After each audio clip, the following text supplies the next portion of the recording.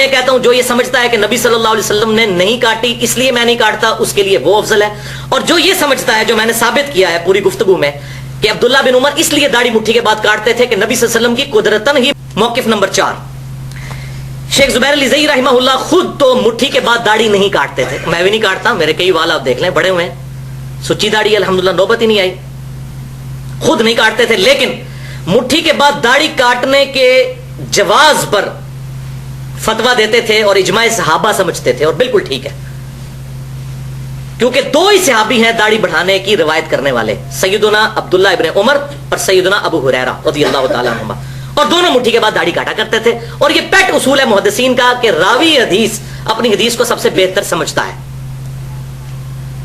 یہ سوال کو ایک دو میں نے اڑایا تھا، یہ پھر سوال لکھا گیا ہے، تو مٹھی کے بعد داڑھی کاٹنا کیسا ہے؟ بھائی یہ صحابہ کرام سے ثابت ہے، صحابہ عبداللہ بن عمر رضی اللہ تعالیٰ کو صحابہ کرام سے، تو یہ جائز ہے، اگر کسی کو دل نہیں مانتا تو مرضی کرے، نہ کاٹنا بہتر ہے، کینچی ہم تو نہیں لگاتے، لیکن کوئی اگر ایک مٹھی سے زیادہ کاٹ لیتا ہے تو صحابہ کے آثار کی وجہ سے جائز ہے، اور صحابہ یہ راویان حدیث میں سے تھے عبداللہ بن عمر رضی اللہ عنہ۔ اور یہاں پر دو موقف ہیں، ایک موقف ہے کہ کینچی لگانا حرام ہے، یہ ہندوستان کے 100 سال 14ویں صدی کے علماء نے یہ مسئلہ بنایا ہے، یہ پہلے کوئی مسئلہ نہیں تھا۔ ایک مسئلہ یہ ہے کہ ایک مٹھی سے زیادہ کاٹنا واجب ہے، یہ مسئلہ شیخ البانی نے بنایا ہے، یہ پہلے بھی کوئی نہیں، یہ دونوں مسئلے غلط ہیں، شیخ البانی کا بھی اور یہ ہمارے کچھ استادوں کا بھی۔ صحیح مسئلہ یہ ہے کہ جائز ہے کوئی کاٹ لیتا ہے ایک مٹھی سے زیادہ، اور نہ کاٹے یہ بہتر ہے۔ اور اگر وہ تھوڑی تھوڑی اس کی ہے تو بھی فاسق ہے، اگر ایک مٹھی سے زیادہ کٹاتا ہے تو پھر نماز ہو جاتی ہے، یہ مسئلہ اجتہادی ہے، صحابہ کرام ثابت ہے، فاسق فاجر نہیں ہوتا، صحابہ سے ثابت ہے، ہاں صحابہ کرام سے ثابت ہے، تابعین سے بھی ثابت ہے، اور بغیر اختلاف کے ثابت ہے، کسی ایک نے انکار نہیں کیا۔ میں کہتا ہوں اجماع ہے، اجماع ہے۔ اس بارے میں یہ دو موقف غلط ہے۔ ایک ہمارے استاد جو ہے نا، میرے کئی استاد ارے حدیث علماء جو کہتے ہیں داڑھی کو کینچی لگانا حرام ہے، یہ بھی غلط ہے، اور شیخ البانی جو کہتے ہیں کہ ایک مٹھی سے کاٹنا واجب ہے ضرور، یہ دونوں غلط ہے۔ بہتر یہ کینچی نہ لگائے، اگر کوئی لگا لیتا ہے ایک مٹھی سے زیادہ تو جائز ہے۔ تو شیخ صاحب قائل تھے اس بات کے، اگرچہ وہ ایک بات کہتے تھے کہ مٹھی کے بعد داڑھی نہ کاٹنا افضل ہے، خود نہیں وہ کاٹتے تھے، میں بھی نہیں کاٹتا، بلکہ اس معاملے میں مجھے ان سے اختلاف ہے۔ میں یہ کہتا ہوں جو یہ سمجھتا ہے کہ نبی صلی اللہ علیہ وسلم نے نہیں کاٹی اس لیے میں نہیں کاٹتا، اس کے لیے وہ افضل ہے، اور جو یہ سمجھتا ہے جو میں نے ثابت کیا ہے پوری گفتگو میں کہ عبداللہ بن عمر اس لیے داڑھی مٹھی کے بعد کاٹتے تھے کہ نبی صلی اللہ علیہ وسلم کی قدرتاً ہی مٹھی داڑھی تھی، سینے کے ابتدائی حصے تک نہر تک تھی، جو شمائل ترمذی میں دنیا میں ایک ہی حدیث ہے اس میں نہر کے الفاظ ہیں، تو نہر تک مٹھی بنتی ہے۔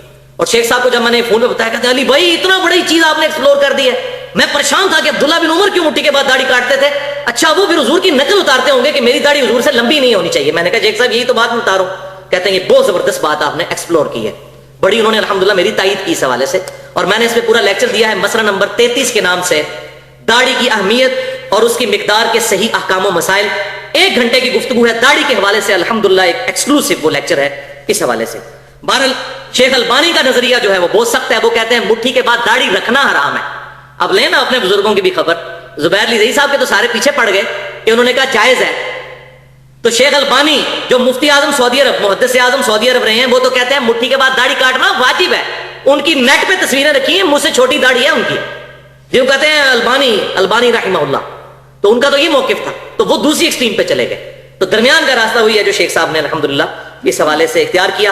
اور یہاں پہ میں کڑوی بات کر دوں، مٹھی کے بعد داڑھی تو نہیں کاٹتے، پھر داڑھی کو گرا دینی شروع کر دیتے ہیں ایسے تاکہ چھوٹی نظر۔ ہمارے جیل میں کتنے علماء ہیں ان کی داڑھی اگر کھولی جائے نا تو ناف سے نیچے جاتی ہے، وہ ساری انہوں نے اندر لپیٹی ہوتی ہے۔ تو یہ یاد رکھیے گا بھائیو، سنن ابی داؤد میں انٹرنیشنل نمبر کے مطابق 36 نمبر حدیث ہے، اور مشکات میں 351 نمبر حدیث ہے، سنن نسائی میں موجود ہے۔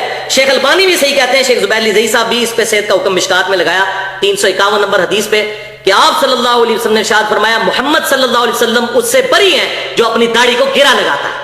یہ گرا ہی ہے نا جی، گرا یہ نہیں ہے کہ جیسے آپ نے اس طرح گرا لگانی ہے، گرا مراد ہے اس طریقے سے اکٹھی کرنا ہے، ایسے کر کے یہ معاذ اللہ، تو اس سے بہتر آپ مٹھی کے بعد کاٹ لیں۔ اس پہ تو نص موجود ہے کہ یہ حرام ہے، اور وہاں الحمدللہ صحابہ کا اجماع موجود ہے، اور شیخ صاحب کے الفاظ ہیں ویڈیو میں، اجماع ہے، واقعی اجماع ہے۔ جب صحابہ کی مخالفت نہیں آئے گی تو اجماع تصور ہوگا۔ صحابی کے کسی عمل پر کوئی صحابی اختلاف کرے گا نا پھر ہم کہیں گے، ورنہ تو جو تراویح کی جماعت ہے آپ صلی اللہ علیہ وسلم سے 3 دن کے بعد تو ثابت نہیں، بلکہ آپ تو اتنے سخت ناراض ہوئے اور کہا کہ گھر جا کے پڑھو، تو آپ کو یہ کہے کہ سیدنا عمر نے بدعت شروع کروائی معاذ اللہ۔ تو صحابہ کا فہم جو ہے وہ نبی صلی اللہ علیہ وسلم کی احادیث کا دی بیسٹ فہم۔ تو اکثر شیخ صاحب ایک جملہ بولتے تھے کہ 14ویں صدی کے علماء کا فہم نہیں ماننا، صحابہ تابعین اور تبع تابعین کا فہم ماننا ہے الحمدللہ. تو صحیح بخاری اور مسلم کی متفق علیہ حدیث ہے کہ امام کائنات صلی اللہ علیہ وسلم نے فرمایا کہ داڑھیوں کو معافی دو، واعفوا اللحا، داڑھیوں کو معافی دو اور مونچھیں پس کرو اور مشرکین کی مخالفت کرو. یہ حدیث نمبر ہے 5892. نمبر میں اس لیے ساتھ بتا رہا ہوں انٹرنیشنل کیونکہ یہ کریٹیکل ہے. اس کے ساتھ ہی اسی سند پہ عبداللہ بن عمر رضی اللہ تعالیٰ عنہ کا عمل بھی لکھا ہوا ہے. یہ تعلیقاً نہیں ہے، سند کے ساتھ ہے کہ عبداللہ بن عمر رضی اللہ تعالیٰ عنہ حج اور عمرے کے موقع پر اعلامیہ پبلکلی، حج اور عمرے کے تو سارے کٹھے ہوئے ہوتے ہیں نا، اور مجھے تو خوشی ہے کہ حج عمرے پہ یہ کام کرتے تھے تاکہ کوئی چھپ کے کیا ہے تو پتہ ہی نہیں چلا. حج عمرے پہ کرتے تھے، 40,000 صحابہ زندہ تھے، کسی نے نہیں ان پہ بدعت کا فتویٰ لگایا، ورنہ ہماری کتابوں میں آ گیا ہوتا. حج اور عمرے کے موقع پر وہ مٹھی کے بعد داڑھی یوں مٹھی پکڑتے، داڑھی اور مٹھی کے بعد داڑھی کاٹ دے. آپ یہ نہ سمجھے میں کاٹتا ہوں الحمدللہ میری سچی داڑھی ہے، مجھے ضرورت ہی نہیں کاٹنے کی. 34 سال کی عمر میں بھی داڑھی اتنی ہے کہ سچی داڑھی ہے الحمدللہ. بال جو ہیں وہ مٹھی سے بڑے ہوئے ہیں، یہ دیکھ لیں کتنے بڑے ہوئے ہیں، لیکن ضرورت نہیں پڑتی کاٹنے کی. اگر کوئی ایسی داڑھی ہو کہ جس کو دیکھ کے لوگ گھن کھائیں تو اس میں تو میں ضرور کاٹتا، پھر اس کو سنت کے مطابق کرتا، تاکہ داڑھی کی عظمت لوگوں کے دلوں میں یہ نہیں ہے کہ ایک پوچھل یہاں سے لٹکی ہوئی ہے اور پاکی پلیتی کا دھیان کرنا بھی مشکل ہو گیا. یہ داڑھی سے نفرت دلانے والی بات ہے، یہ صرف بے سمجھی ہے. وہ آگے آ جائیں گی حدیثیں. آج تو میں یہ بھی کلیئر کروں گا حضور کی اپنی داڑھی کتنی تھی. جو جھوٹ بولا جاتا ہے کہ سینہ درد بڑھتی تھی، وہ بھی آج آ جائے گا انشاءاللہ تعالی. تو حج اور عمرے کے موقع پر وہ یہ کام کرتے تھے، کاٹ دیتے تھے. اور مٹھی یہ ہوگی، یہ بات جدید مولویوں نے کہا جی مٹھی یہ ہے. یہ مٹھی بھائی میرے، یہ مٹھی بہت بعد میں آئی ہے، ایسے 200-250 سال پہلے کہ 2 مٹھیاں جوڑی جائیں تو 1 فٹ بنتا ہے. یہ ڈکشنری کی مٹھی بعد میں آئی ہے. یہ صحابہ کے فرشتوں کو بھی پتا ہے کہ یہ مٹھی بعد میں کسی نے بنانی ہے. یہ مٹھی نہیں ہے. مٹھی میں داڑھی پکڑتے ہیں، جب پکڑنا ہے تو ایسے کر کے پکڑنا ہے، یوں یہ پکڑ کے وہ کاٹا کرتے تھے. یہ صحیح بخاری میں موجود ہے. حج اور عمرے کے موقع. اب ہم فنیٹک بھی نہیں ہیں. ایک ضعیف حدیث موجود ہے جامعہ ترمذی میں کہ نبی صلی اللہ علیہ وسلم اپنے طول سے داڑھی کو کاٹتے تھے اور عرض سے بھی کاٹ کے داڑھی کو چھوٹا کیا کرتے تھے. لیکن حدیث ضعیف ہے، ترمذی میں. اس میں عمر بن ہارون متروک ضعیف راوی ہے، اس کی حدیث ترقی کی ضعیف روایت ہے، وہ ہم پیش نہیں کرتے. اس حدیث کے اوپر 2 اعتراض ہوتے ہیں علمی. ایک علمی ہے اور ایک غیر علمی جاہلانہ اعتراض ہے. میں دونوں اعتراض بیان کر کے ان کو انشاءاللہ تعالی کنکلوڈ کرتا ہوں. پہلا اعتراض جو علمی کیا جاتا ہے وہ یہ ہے کہ جی حج اور عمرے پہ یہ کرتے تھے نا، عام دنوں میں تو نہیں کرتے تھے. اچھا، حج اور عمرے پر کرنا ان کا اعلانیہ ہے، اور آپ تو داڑھی کاٹنے کو، کینچی لگانے کو کہتے ہیں حرام. حج عمرے پہ تو اس سے بڑا حرام ہوگا. کیوں کاٹتے تھے؟ تو کیا آپ حج عمرے پہ قائل ہیں؟ تو کہیں گے نہیں، تو پھر آپ تو دلیل ہی نہیں پیش کر سکتے. تو حج اور عمرے پر کاٹتے تھے تو یہ بھی آپ کی غلط فہمی ہے. آپ سے مراد وہ لوگ جن کو یہ غلط فہمی. عبداللہ بن عمر رضی اللہ تعالیٰ عنہما، عبداللہ بن عباس رضی اللہ تعالیٰ عنہما، سیدنا ابو ہریرہ رضی اللہ تعالیٰ عنہ، تینوں چوٹی کے صحابہ مطلقاً داڑھی کاٹا کرتے تھے مٹھی کے بعد. وہ میں آپ ثبوت دینے لگا ہوں. الموطا امام مالک. امام مالک وہ شخصیت جن سے 700 حدیثیں صحیح بخاری میں امام بخاری نے لی ہیں 2 واسطوں سے. الموطا امام مالک میں گولڈن چین کے ساتھ یہ حدیث ہے. گولڈن چین آپ کو پتا ہے نمبر 1 روایت جو امام بخاری فرماتے ہیں کہ امام مالک نے سنا ہو نافع سے، اور نافع نے عبداللہ بن عمر سے، اور عبداللہ بن عمر نے رسول اللہ صلی اللہ علیہ وسلم سے. یہ گولڈن چین ہے. اس روایت کے اوپر الموطا امام مالک میں انٹرنیشنل نمبرنگ کے مطابق 895 نمبر اثر ہے کہ عبداللہ بن عمر رضی اللہ تعالیٰ عنہ نے جس سال حج کرنا ہوتا اس سال پھر رمضان سے لے کر حج تک اپنی داڑھی کے بالوں کو اور سر کے بالوں کو نہیں کاٹتے تھے. کس سال؟ جس سال حج کرنا ہوتا اس سال رمضان سے لے کر حج تک نہ سر کے بال کاٹتے تھے نہ داڑھی کے بال، پھر حج سے فارغ ہو کے کاٹتے تھے. اس سال نہیں کاٹتے تھے رمضان سے لے کر حج تک، یعنی عام حالت میں کاٹتے تھے. بالکل واضح چیز. تو یہ واضح ثبوت ہے کہ عبداللہ بن عمر رضی اللہ تعالیٰ عنہما صرف اس سال ہی داڑھی کے بال نہیں کاٹتے تھے جس سال حج کرنا ہوتا تھا، وہ بھی رمضان سے لے کے حج تک آگے پیچھے کاٹتے تھے. اس کے بعد امام مالک وہی حدیث لے کے آئے جو صحیح بخاری اور مسلم میں، صحیح بخاری کے اندر، کہ عبداللہ بن عمر رضی اللہ تعالیٰ عنہما حج کے موقع پر مٹھی کے بعد داڑھی کاٹ لیتے تھے. یہ دونوں حدیثیں الحمدللہ امام مالک کٹھی لے کے آئے ہیں، مسئلہ ہی حل کر دیا. جیسا کہ صحیح بخاری میں تو صرف یہی تھا کہ سیدنا عمر رضی اللہ تعالیٰ عنہ نے ابی ابن کعب اور تمیم داری رضی اللہ تعالیٰ عنہما کو حکم دیا تھا کہ وہ رمضان میں لوگوں کو تراویح پڑھائیں. صحیح بخاری میں رکھتے کوئی نہیں ہے اس کے ساتھ. الموطا امام مالک میں یہ روایت لے کے امام مالک نے اگلی روایت پھر لی ہے کہ ان کو حکم دیا کہ 11 رکعتیں پڑھائیں، 8 رکعت تراویح اور 3 وتر. تو تو یہاں بھی امام مالک نے امت پہ احسان کیا ہے, دونوں چیزیں جمع کر کے مسئلہ ہی حل کر دیا. اور الحمدللہ یہی بات ہے جو سنن نبی داؤد کے اندر انٹرنیشنل نمبرنگ کے مطابق 2357 نمبر حدیث ہے, اکلوتی حدیث ہے رمضان کی دعاؤں پہ. اس کے علاوہ رمضان کی کوئی دعا ثابت نہیں ہے صحیح سند کے ساتھ. یہ اکلوتی حدیث ہے کہ عبداللہ بن عمر رضی اللہ تعالی عنہما رمضان میں جب روزہ افطار کرتے تو پڑھتے ذهب الظمأ وابتلت العروق وثبت الاجر انشاءاللہ. یہ سنی ہوئی ہے نا دعا, شکر ہے. اسی کے آگے اگلی پورشن بھی ہے جو بیان ہی نہیں کیا جاتا. وہ ان کے شاگرد کہتے ہیں کہ عبداللہ بن عمر رضی اللہ تعالیٰ عنہ یہ دعا پڑھتے اور کہتے ہیں نبی صلی اللہ علیہ وسلم یہ دعا پڑھا کرتے تھے کہ پیاس مٹ گئی, رگیں تر ہو گئیں اور ہمارا اللہ کے حضور اجر پکا ہو گیا. اور پھر ساتھ ہی وہ راوی کہتے ہیں کہ ایک یہ کام میں نے عبداللہ بن عمر کو کرتے ہوئے دیکھا اور دوسرا میں نے یہ دیکھا کہ عبداللہ بن عمر مٹھی کے بعد داڑھی کاٹ دیا کرتے تھے. اس میں حج عمرے کا ذکر نہیں ہے, مٹھی کے بعد داڑھی کاٹ دیا کرتے تھے. یعنی انہوں نے کہا کہ میں نے یہ دو عمل عبداللہ بن عمر کو کرتے ہوئے دیکھے ہیں, ایک یہ دعا پڑھتے ہوئے. آپ کوئی اس حدیث کو ضعیف کرنے کی کوشش کریں نا, دعا ہی فارغ ہو جائے گی, وہ کہیں نہیں کرے گا. شیخ البانی بھی صحیح کہتے ہیں, شیخ زبیر علی صحیح صاحب بھی صحیح کہتے ہیں. دنیا کا کوئی محدث جرت ہی نہیں کر سکتا اس حدیث کو ضعیف کہنے کی. الحمدللہ یہ والا مسئلہ بھی کلیئر ہو گیا. بلکہ شیخ زبیر علی صحیح صاحب کی تو ویڈیوز انٹرنیٹ پہ پڑی ہوئی ہیں, انہوں نے تو بالکل صحیح بات, ننگی بات کر دی ہے کہ صحابہ کا اجماع ہے کہ مٹھی کے بعد داڑھی کاٹنا جائز ہے. اجماع انہوں نے لفظ استعمال کیا, واقعی اجماع ہے. مخالفت میں کوئی بات ہی نہیں ملتی. جب مخالفت نہیں ہوگی تو اجماع تصور ہوگا. تو دوسرا اعتراض ہے غیر علمی اور جاہلانہ اعتراض. اب چونکہ وہ اعتراض ہے, اب کیا کریں؟ اعتراض کو تو پھر دور کرنا ہے کہ جی یہ تو عبداللہ بن عمر کا ذاتی عمل ہے, یہ معاذ اللہ عبداللہ بن عمر نے بعد میں حضور کے یہ بدعت کر دی.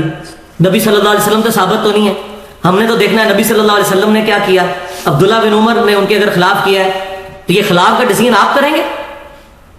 پورے 1400 سال میں, یہ 14ویں صدی کے مولویوں سے پہلے کسی محدث نے کہا کہ عبداللہ بن عمر نے خلاف سنت کام کیا. چیلنج ہے, پیش کریں.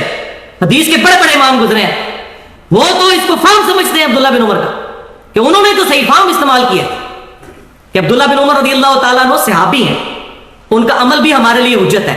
ہاں اگر ان کا عمل نبی صلی اللہ علیہ وسلم سے ٹکرائے گا اور باقی صحابہ بھی یہ بات کہہ دیں گے کہ یہ عمل ان کے خلاف ہے تب ہوگا, ورنہ آ جائے پھر میدان میں. پھکی بھی لے لیں. اس کا جواب میں نے پھر دینا ہے دو پھکیوں کے ذریعے.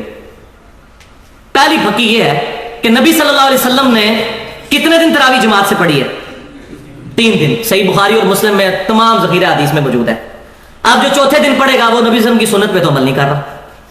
لہٰذا سعودی عرب میں مکہ مدینہ میں بھی یہ 3 دن کے بعد تراویح ختم کروائی جائے, پاکستان میں بھی ختم کروا دی جائے, کیونکہ نبی صلی اللہ علیہ وسلم تو ثابت نہیں ہے. اور نہیں جی حضرت عمر نے وہ ابو بکر صدیق سے بھی ثابت نہیں رضی اللہ تعالیٰ. حضرت عمر کے بھی شروع کے سالوں میں نہیں ہے, وہ صحیح بخاری اور مسلم میں موجود ہے. کچھ سال گزرنے کے بعد انہوں نے یہ کام شروع کیا. نہیں جی حضرت عمر, تو حضرت عمر کدھر آ گئے جی بیچ میں؟ آپ حضرت عمر کے جا کے آپ دامن میں پناہ لے رہے ہیں.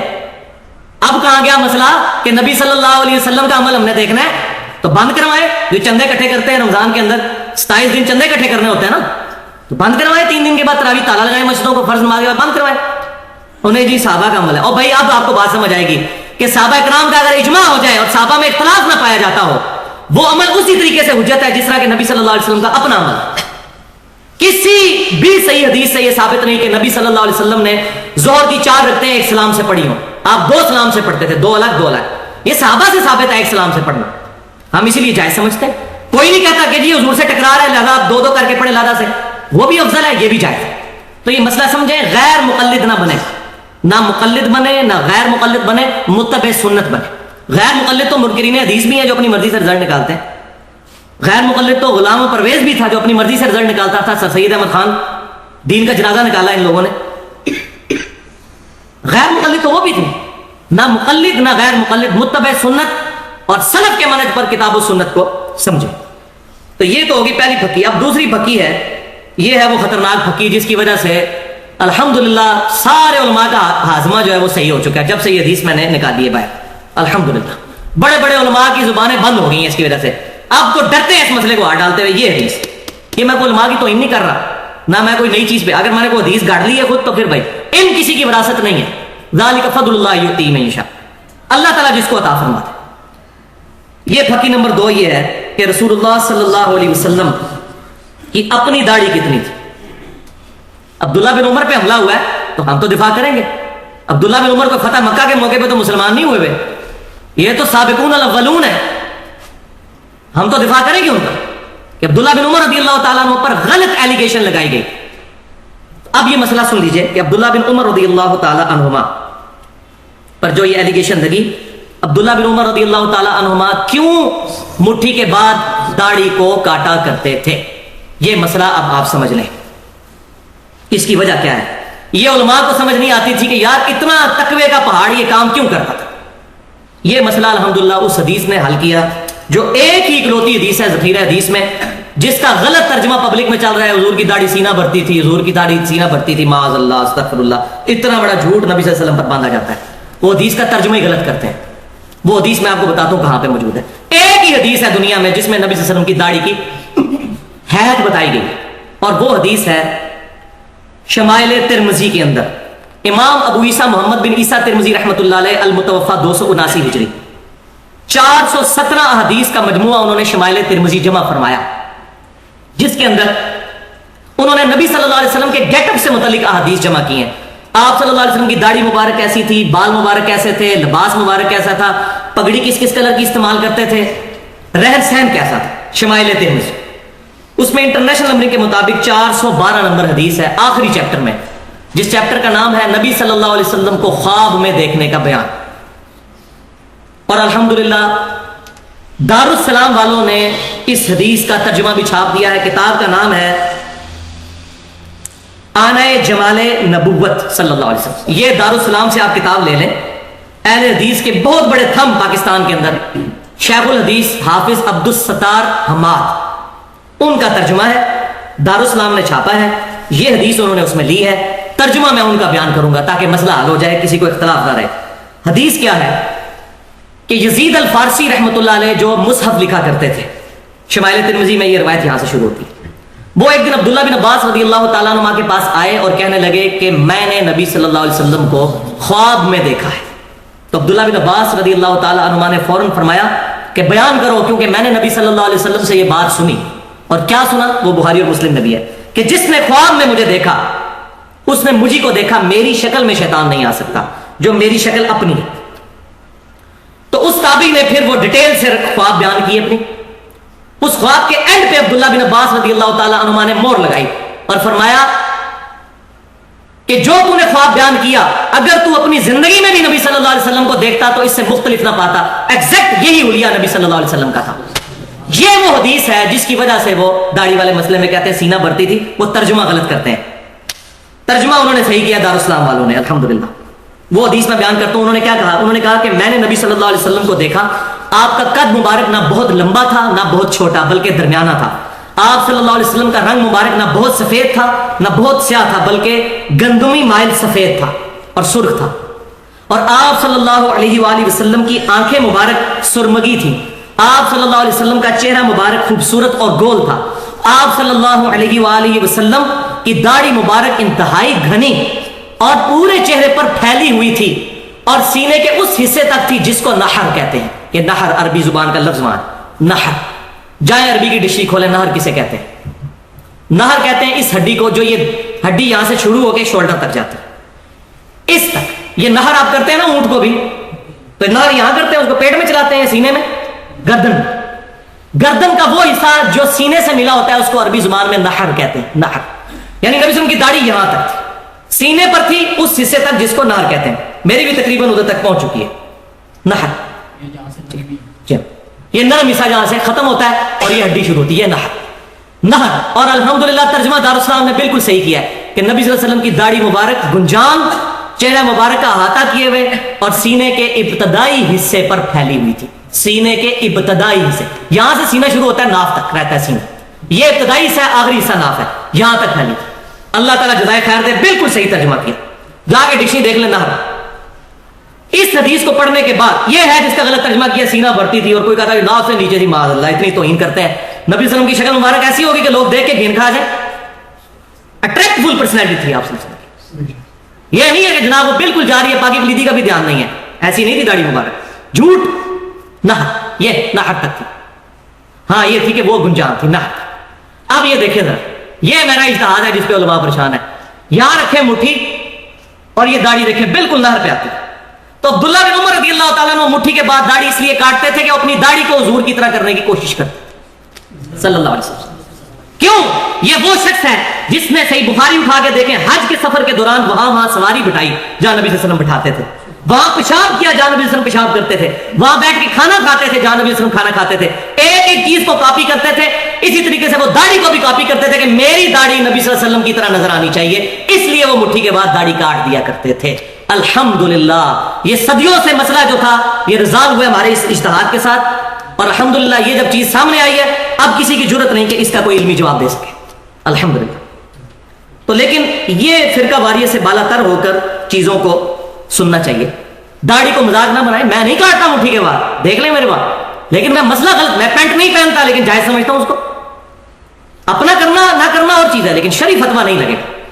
لہذا یہاں پہ یہ بات یاد رکھیں کہ دونوں موقف ایکسٹریم پہ ہیں, پینڈولم کی دو ایکسٹریم ہے. ایک شیخ البانی کا موقف, شیخ البانی یہ کہتے ہیں کہ مٹھی کے بعد داڑھی کاٹنا واجب ہے, جو کاٹتا نہیں وہ حرام کا مرتکب ہے. آپ انٹرنیٹ پہ شیخ البانی کی تصویریں پڑی ہوئی ہیں, میرے سے بھی چھوٹی داڑھی تھی, جو سیو الالبانی, حسن الالبانی, البانی سارے کر رہے ہوتے ہیں پاکستان میں, ان کی اپنی داڑھی کتنی تھی ذرا دیکھیں. اور وہ کوئی شاگرد جس کی داڑھی لمبی ہوتی تھی مٹھی کے بعد پکڑ کے وہ ضرور کٹوا دیا کرتے تھے اور کہتے تھے واجب ہے کاٹنا. یہ ایک ایکسٹریم ہے, میں نہیں اس کو صحیح سمجھتا. دوسری ایکسٹریم وہ ہے جو 14ویں اور 15ویں صدی کے پاکستانی مولویوں کی, انڈیا کے مولویوں کی ہے, جو کسی سے بھی نہیں ثابت, پہلے 1400 سال میں کسی سے نہیں ثابت کہ جی مٹھی کے بعد داڑھی کاٹنا حرام ہے, کسی نے نہیں لکھا. یہ 14ویں صدی کی پیداوار ہے, مسئلہ ہے تو نکالیں. اچھا جی وہ کہتے ہیں آپ نکالیں سلف سے ثابت ہو کاٹنا, تو عبداللہ بن عمر سے بڑا سلف کون ہے بھائی؟ ہمارا تو سلف موجود ہے مونڈ, اور میں نے پورے دلائل دے دی. آپ ذرا دکھائیں کوئی ایک صحابی جس نے یہ کہا کہ مٹھی کے بعد داڑھی کاٹنا حرام ہے, کسی نے عبداللہ بن عمر کو ٹوکا ہو. تو واف اللحا کی تفسیر عبداللہ بن عمر ہی بتائیں گے جو حدیث کے راوی رضی اللہ تعالیٰ عنہما, اللہ کی کروڑوں رحمتیں ہوں ان پر. اب تیسرا مسئلہ اس کے اندر, دو میں نے ایکسٹریم بتا دی کہ کاٹنا حرام اور ادھر کاٹنا واجب. تیسرا درمیان کا راستہ ہے, وہ یہ ہے کہ مٹھی کے بعد اگر کوئی داڑھی کاٹ لیتا ہے تو یہ جائز ہے. وہ میں نے سارے دلائل دے دیے. یہ مسئلہ اب اجتہادی ہے. اگر وہ عبداللہ بن عمر کی طرح کاٹتا ہے تاکہ اپنی داڑھی کو حضور صلی اللہ علیہ وسلم کی طرح کرے تو اس کے لیے وہ افضل ہوگا کہ مٹھی کے بعد داڑھی کاٹے, اس کے لیے وہ افضل. یہ جو مشہور کیا ہے جی کوئی نہ, جو بعض لوگ جس طرح شیخ زبیر علی زئی صاحب کا موقف ہے, میں ان کے ساتھ نہیں اس مسئلے پہ ایگری کرتا. وہ کہتے ہیں کہ مٹھی کے بعد کاٹ لو تو جائز ہے, نہ کاٹو تو افضل ہے. میں یہ کہتا ہوں کہ نہ کاٹو یہ افضل ہے. یہ کہاں لکھا ہوا ہے؟ حدیث کا راوی تو عبداللہ بن عمر کاٹتے تھے, نہ کاٹو افضل کہاں لکھا ہوا ہے؟ کاٹنا افضل اگر نہیں لکھا ہوا تو نہ کاٹنا افضل بھی کہیں نہیں لکھا ہوا. اور جی عبداللہ بن عمر کا اپنا اجتہاد تھا, اور خدا کے لیے اس کو اجتہاد مانیں گے تو پھر تو ٹھیک ہے. اگر آپ ان کو یہ کہیں گے کہ عبداللہ بن عمر رضی اللہ تعالیٰ کے ہم اجتہاد کو نہیں مانتے, تو پھر اگر راوی کے مسئلے کو ماننا ہے تو اس کا مطلب ہے کہ داڑھی بڑھانے کا مطلب یہ ہے کہ مٹھی داڑھی ہونی چاہیے. تو ہم اس طرف بھی نہیں جاتے ہیں, ہم درمیان میں رہتے ہیں. ہم کہتے ہیں کہ یہ دو اجتہادی مسئلے تیسرے پوائنٹ پہ بنیں گے جو درمیان والا ہے. ایک یہ ہے کہ اگر کوئی عبداللہ بن عمر کی طرح کاٹتا ہے کہ میری داڑھی نبی صلی اللہ علیہ وسلم سے بڑی نہیں ہونی چاہیے, اس کو اس نے نیت پہ ثواب ملے گا. دوسرا وہ موقف ہے کہ کوئی کہتا ہے کہ جی نبی صلی اللہ علیہ وسلم چونکہ نہیں کاٹتے تھے, میں نہیں کاٹتا, اور اس کی داڑھی مٹھی سے بھی بڑی ہو جاتی ہے, ادھر تک بھی پہنچ جاتی ہے, اس کو بھی ثواب ملے گا. اس کے لیے وہ افضل ہے. کاٹنے والے کے لیے بھی افضل ہے, یہ نیت پہ ڈیپینڈ کرتا ہے. دلیل دونوں کے پاس کوئی نہیں ہے. دلیل اگر کسی کی مضبوط ہے وہ کاٹنے والے کی ہے, اگر آپ عبداللہ بن عمر والے مسئلے میں جائیں تو. البتہ یہ کہیں نہیں ہے کہ مٹھی کے بعد داڑھی کاٹنا حرام ہے, لہٰذا دونوں ایک دوسرے کے اوپر تان نہ کریں. ہم خود نہیں کاٹتے, تو یہ وہ مسئلہ ہے جس پہ میں نے رجوع کیا. میں پہلے خود میں بھی یہ کہا کرتا تھا کہ مٹھی کے بعد نہ کاٹنا بہتر ہے, لیکن اب میں اس سے رجوع کرتا ہوں.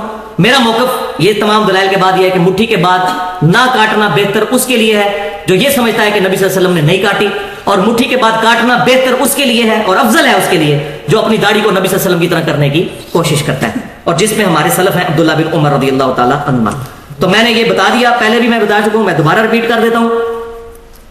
اس میں کڑوی گولی اسی کانٹیکسٹ میں وہ یہ ہے کہ جو لوگ مٹھی کے بعد داڑھی نہیں کاٹتے, شیطان نے ان کو ایسے اپنے ہتھے چڑھایا ہے کہ وہ مستحب سے کرنے کے چکر میں حرام کے مرتکب ہو جاتے ہیں. اور وہ حرام کیا ہے وہ سن لیں. سنن نبی داؤد کے اندر انٹرنیشنل نمبر کے مطابق 36 نمبر حدیث ہے, اور سنن نسائی کے اندر 5067 نمبر حدیث ہے صحیح سند کے ساتھ, کہ نبی صلی اللہ علیہ وسلم نے ایک صحابی سیدنا رویف رضی اللہ تعالیٰ عنہ, رویف بن ثابت رضی اللہ تعالیٰ عنہ سے فرمایا کہ تیری لمبی عمر ہوگی جب تجھے کوئی میرا امتی ملے تو میری طرف سے اس کو یہ پیغام پہنچا دینا کہ محمد صلی اللہ علیہ وسلم اس سے بری ہے جو اپنی داڑھی کو گرا لگاتا ہے. دیکھ کتنے سخت وعید ہے. آپ جن کی داڑھی مٹھی سے بہت لمبی ہوتی ہے کاٹتے نہیں یا مستحب کام کرنے کے لیے اور حرام کے مرتکب ہو جاتے ہیں یوں اس کو اندر کر کے. یہ دیکھ مولوی تقریباً 70% یہ کام کرتے ہیں اور وہ خوش ہو رہے ہوتے ہیں کہ ہم بڑی نیکی کر رہے ہیں, نہیں کاٹ رہے. حالانکہ کاٹ لینا تو وہ بہتر ہے بجائے اس کے کہ داڑھی کو گرا لگا لیں. اب آپ جن کی داڑھی کو گرا لگے نا اور وہ داڑھی والے مسئلے بولے ان کو آپ تو حرام کام کر رہے ہو, آپ پہ تو واضح نس موجود ہے. تو یہ شیطان نے ایسا ان کو چھوٹی نیکی کرانے کے چکر میں حرام کا مرتکب کر دیا. تو داڑھی کو گرا لگانا یہ حرام ہے. تو اگر آپ یہ داڑھی کو گرا کیوں لگا رہے ہیں, وہ خود بھی چاہتے ہیں کہ داڑھی خوبصورت نظر آئے. ٹھیک ہے, یہی تو ہم کہتے ہیں بھائی. اب یہ نہیں ہے کسی کی یہ پوچھل لمکی ہوئی ہے ادھر اور وہ اس طرح ہی چھوڑ دیتا ہے. برابر کر لیں یار, مٹھی سے زیادہ رکھ لیں لیکن داڑھی برابر تو رکھیں. ایسی داڑھی نہ ہو کہ دیکھ کے لوگ گھن کھا لیں گے یہ پتہ نہیں کون بندہ آ گیا. لیکن اس میں یہ بھی بات یاد رکھیے, جو لوگ باوجود اس کے یہ کام نہیں کرتے ان کے بارے میں بھی نفرت دل میں نہ رکھیں. دیکھیں آج کے دور میں اتنی لمبی داڑھی رکھنا بہت ہمت کا کام ہے, اور یہ کہنا یہ خارجیوں والی شکل بنائی ہوئی ہے یہ بھی بہت ظلم ہے. دیکھیں یہ جو کچھ انہوں نے کیا ان کے پیچھے بھی محبت کار فرما ہے. ان بیچاروں کو پتہ نہیں, علمی کمزوری ہے, وہ چیز ان کو بتا دیں احسن طریقے کے ساتھ, لیکن بدگمانی نہ کریں. اب آپ سن لیجئے کہ مصنف ابن ابی شیبہ میں 38,000 صحابہ کے اقوال اور احادیث کا مجموعہ, دنیا کا سب سے بڑا. اس میں کن کن صحابہ کے بارے میں ہے کہ مٹھی کے بعد داڑھی کاٹتے تھے. عبداللہ بن عمر, عبداللہ بن عباس, سیدنا ابو ہریرہ رضی اللہ تعالیٰ. عبداللہ بن عباس کے بارے میں بھی موجود, عبداللہ بن عمر کے بارے میں موجود, اور سیدنا ابو ہریرہ کے بارے میں تو یہاں تک ہے کہ وہ یہ رخسار کے بال بھی جو داڑھی میں نہیں آتے, ہمارے لوگ سمجھتے ہیں کہ یہ بھی داڑھی ہے اور یہ بھی داڑھی ہے, وہ بھی کاٹا کرتے تھے. اور تابعین میں سے ابراہیم نخعی اور قاسم بن محمد بن ابی بکر, بخاری مسلم کے راوی, حضرت ابوبکر صدیق رضی اللہ تعالیٰ عنہ کے پڑپوتے, یہ سارا کام وہ کیا کرتے تھے.